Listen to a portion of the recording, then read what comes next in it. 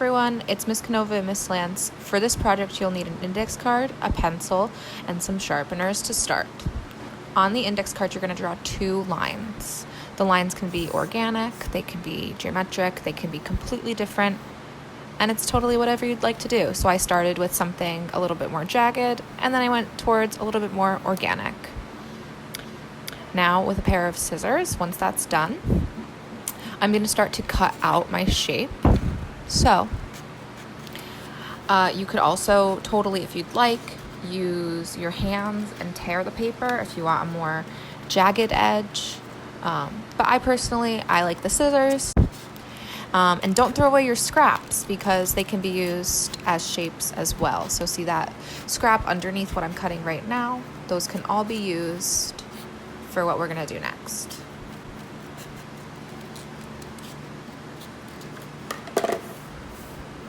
So now that I've cut them out, I've got my 3 different shapes. What I'm going to need now is a piece of paper. So with my piece of paper and my shapes, I'm going to take a pencil and I'm going to use that pencil to trace around the outside of my shape. So you don't need to do anything except for trace right now. We can totally focus on line variation and different types of lines once all of our shapes are traced. So I'm just taking this time right now to trace my shapes. You can trace all the way around the outside of the shape. You can use all of the different pieces of paper as shapes, and you don't have to trace the whole shape. You can trace just parts of it. So like right now, what I'm doing where I'm just tracing certain parts of the shape, it can be off the page. It doesn't have to be off the page. It's whatever you like because it's abstract. So once I am done tracing with my pencil, I'm going to get my Sharpie marker out. So I'm going to take my Sharpie and I'm going to start tracing my shapes. So this is where line variation and different types of lines and thicknesses comes into play. So with my Sharpie, and I'm going to trace, I can do one plain line like that. That's perfectly fine. I can do a dashed line. That's also great. And I can do a dotted line. All of these work as different types of lines. I can make even thicker lines. I can trace over the lines multiple times to make them super thick. Totally awesome. Just make sure that we're going for balance with this when all is said and done. So now that I have all my different types of lines and my line thicknesses, what I'm going to do now is I'm going to begin to color. So I'm started with a marker and I just started to color. And you can do just one color in a shape. You can blend 2 colors together like I'm going to do next. See right there where I take another marker and I blend them together. That's totally cool too, encouraged even. And there are different ways I can color. So like there, I'm blending the markers together, but I can also, if I'd like, create patterns. So like right now what I'm doing is I'm making a floral pattern just because I really like floral patterns a lot. I could, if I had wanted to, drawn like a color underneath the pattern before I drew the flowers so that there'd be color behind it because we always want to work back to front because it's just easier. But yeah, nothing's off the table because again, it's abstract. So if you want to draw swirls, stars, whatever you'd like. And obviously I used markers to begin, but there are many different media that we can use. So I can use markers, I can use colored pencils. And what I'm going to take out next, we can even use watercolors. So I'm getting my watercolor pan out and my water, and I'm going to dip into that golden color and I'm going to start laying that down, and then I'm going to water it down a little bit so it's a little less opaque. And you can blend watercolors really easily too, like you can with the markers. So I'm going with my green and I'm going to blend that together a little bit because I think that looks nice. So you're going to color this however you'd like. Again, it's a grapple. So we're just experimenting, we're playing, we're having lots of fun right now. So once you're done coloring, you're going to end up with something that looks pretty cool. You might end up with something that looks like that if you want to use a little bit more pattern in your coloring, or you might end up with something that looks like that.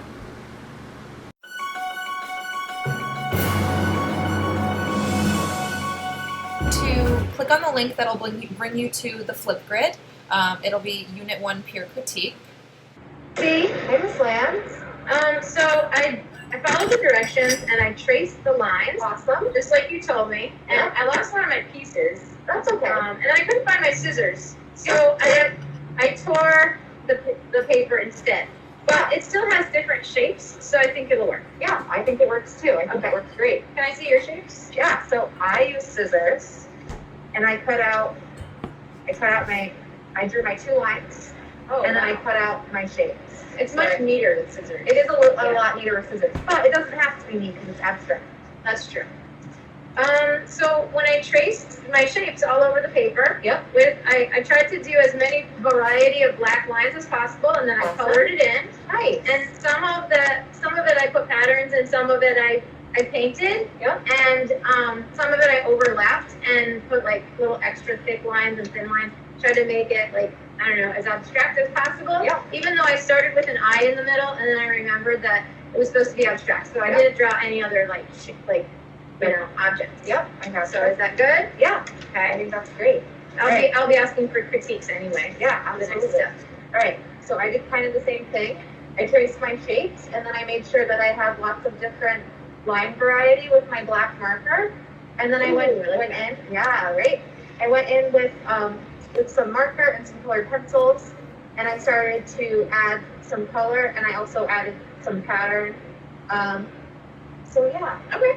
Yeah, So should we go into the Flipgrid and do a critique next? yeah, I think that's our next step. Alright, let's Sounds do it. good. And then once you've uploaded your video, you're going to leave critique comments for your peers. So you're going to click on their video and you're going to watch it and listen to them talk about their art. So what do you think of my choice of colors and the patterns that I put in some of the shapes? I'm looking for feedback mainly on like the overall composition, but especially what can I do better? Okay. Thank you. And then to leave a critique for your peers, you're going to click on the add a comment button. And that's going to bring you to a screen where you're going to record another video response. So you're going to click on that red icon once again, and it'll count you in for your video. I just came on here to give you some feedback about your composition. So I really like how you have a lot of balance with the 2 brown shapes on the opposite corners like this. I think that adds a lot of balance to your composition. I like that a lot. I also like how you have some jagged lines for your black lines. I think those look really nice. My suggestion for you would be that behind your patterns, like your peace signs and your swirls, that you add a light wash of the color, because I think the white is a very stark contrast from all the color that you have. So that's my feedback. I hope it helps.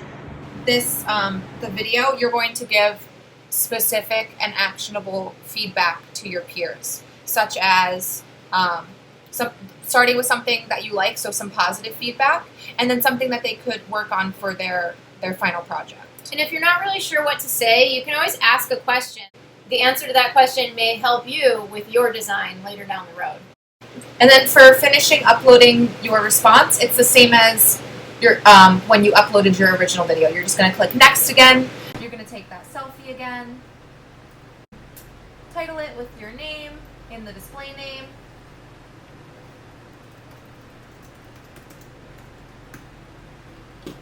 and then you're going to hit submit. And even though it's not a challenging project, you can still get really intricate results. It's about how much effort and time you're willing to put into it. So, yep, and remember, this is just a practice. We're going to use this feedback to create a really strong piece with excellent composition that's beautiful to look at, fun to create, and shows some new skills.